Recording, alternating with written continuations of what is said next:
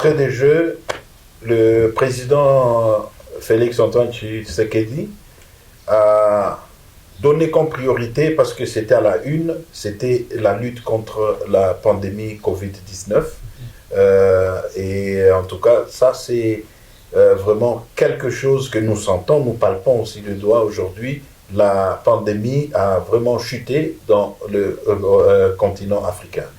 Et puis, rappelez-vous aussi, l'année passée, il a baptisé l'année 2021 étant l'année culturelle, oui, l'année de la culture, initié beaucoup de choses sur le plan culturel en Afrique.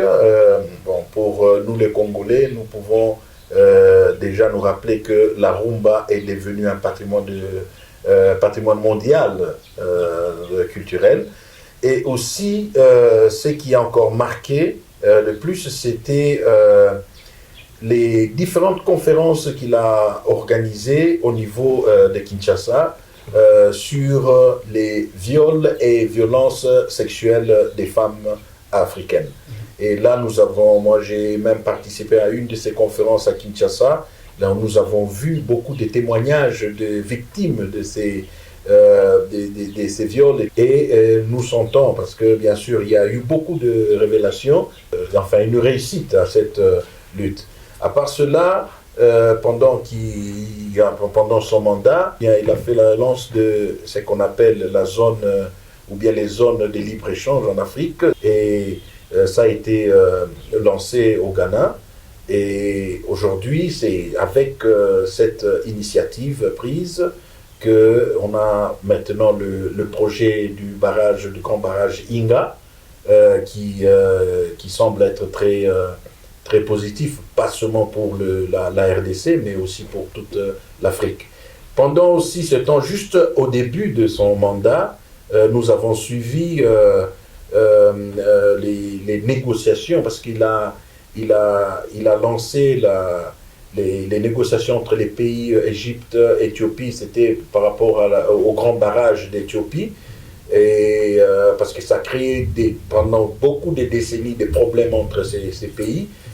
Il les a mis autour d'une table et ils ont conclu valablement, et aujourd'hui il y a du calme au niveau du grand barrage de l'Éthiopie. Donc en fait, son bilan au niveau de la présidence de l'Union africaine, c'est pratiquement, comment je peux dire, positif.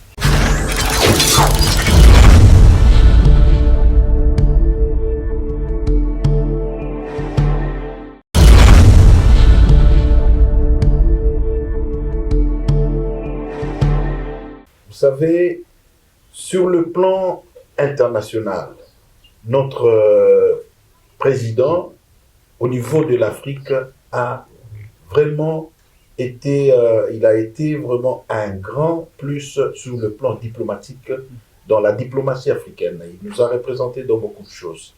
Et d'ailleurs, il a même demandé d'élever des sanctions du pays de Zimbabwe. Et il soulignait surtout sur le cas d'ingérence dans des pays africains.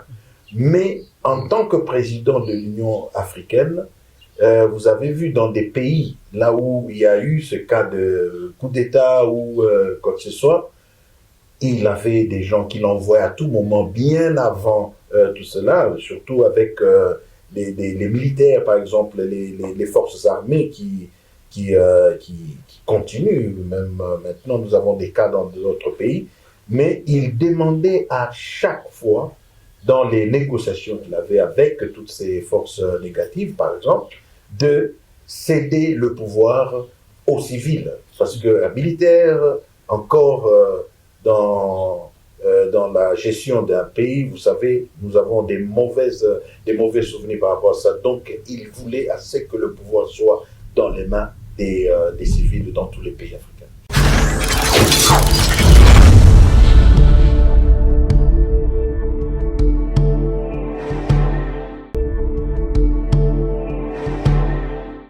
Non, on ne peut pas comparer le président Félix sortant au niveau de la présidence de l'Union africaine et un président entrant, le président Macky Sall, qui a quelques jours. Donc, les comparer, non. En politique, on ne les compare pas. Plutôt, c'est une continuité des gestions. Donc, vous savez, avant le président Félix, il y avait le président Cyril Ramaphosa. Cyril Ramaphosa, c'est lui qui avait lancé en fait cette lutte de la pandémie Covid-19 parce que c'était pendant son mandat. Et vous voyez, après cela, la priorité des priorités du mandat du chef de l'État, c'était la continuité de ce que Cyril Ramaphosa, le président Cyril Ramaphosa a laissé et lui l'a continué. Donc le président Macky Sall, on ne s'attend pas à ce qu'il soit le meilleur ou quoi, ou bien comparé, mais c'est une continuité. À chacun son mandat et à chacun dans son mandat, il y a aussi des différents problèmes, des différentes circonstances que nous pouvons avoir. Donc c'est ça en fait la situation enfin la réponse que je peux vous donner. On ne peut pas les comparer.